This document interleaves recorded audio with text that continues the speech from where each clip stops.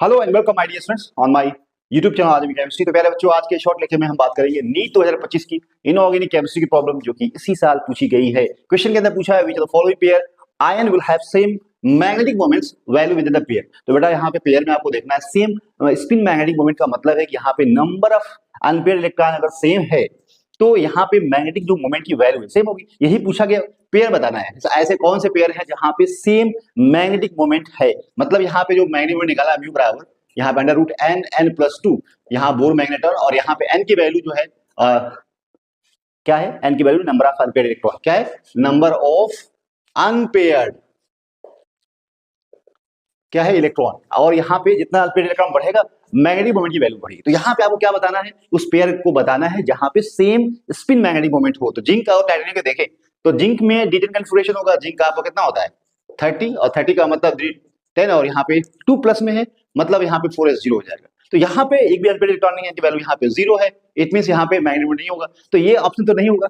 Titanium की बात करें तो टाइटेनियम आपको पता है टाइटेनियम का कितना होता है, टाइटेनियम स्कैंडियम टाइटेनियम 22 होता है। अगर आप 2 इलेक्ट्रॉन निकालोगे तो यहाँ पे आपको पता है 3d2 होगा, और 2 अनपेयर्ड इलेक्ट्रॉन होंगे तो यहाँ पे n बराबर 2 होगा। सेम तो नहीं हो सकता, ये ऑप्शन नहीं होगा।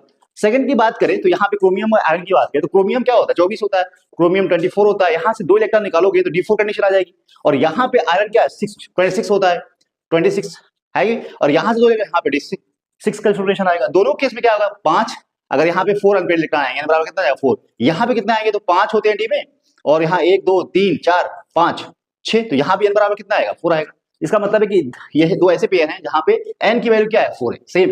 एक आंसर है। दूसरा जो पेयर है आपको टाइटेनियम प्लस 3, मतलब यहाँ पे स्कैंडियम टाइटेनियम 22 होता है, और D3 कंडीशन में यहाँ पे D1 कन्फिगरेशन हो जाएगा। कॉपर 29 होता है, तो यहाँ पे कॉपर जो है 29 में से आप 2 इलेक्ट्रॉन निकालोगे तो यहाँ पे D9 कन्फिगरेशन आ जाएगा, 1 अनपेयर्ड बचेगा।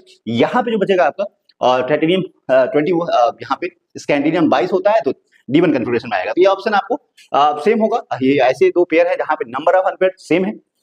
दूसरी बात यहाँ पे देखना है तो यहाँ पे आपका बी और सी ऐसे ऑप्शन है जहां पे बी और सी, कहां पे बी और सी कहीं पे भी है, हाँ यहाँ पे है बी और सी जहां पे सेम नंबर ऑफ अनपेयर्ड है। अच्छा वैनेडियम की बात करें कॉपर की, कॉपर D10 कंडीशन में हो जाएगा यहाँ पे +1 का ऑक्सीजन स्टेट में है। और वैनेडियम की बात करें स्कैंडियम टाइटेनियम वैनेडियम, तो यहाँ पे वैनेडियम कितना हो जाएगा, वैनेडियम स्कैंडियम 21 22 23 और 24, ओके। स्कैंडियम टाइटेनियम वैनेडियम तो 23 होगा, 23 में से बेटा अगर आप निकालोगे कितने 2 निकाल दोगे तो यहाँ पे आपको D3 कन्फिगरेशन होगा, तो ये ऑप्शन नहीं होगा। आपको कहाँ मिलेगा बी और सी, ऐसे 2 आपको नजर आ रहे हैं ऑप्शन जहां पे same number of unpaired electron है, सेम मैग्नेटिक मोमेंट है, तो आपको आंसर जो होगा बी एंड सी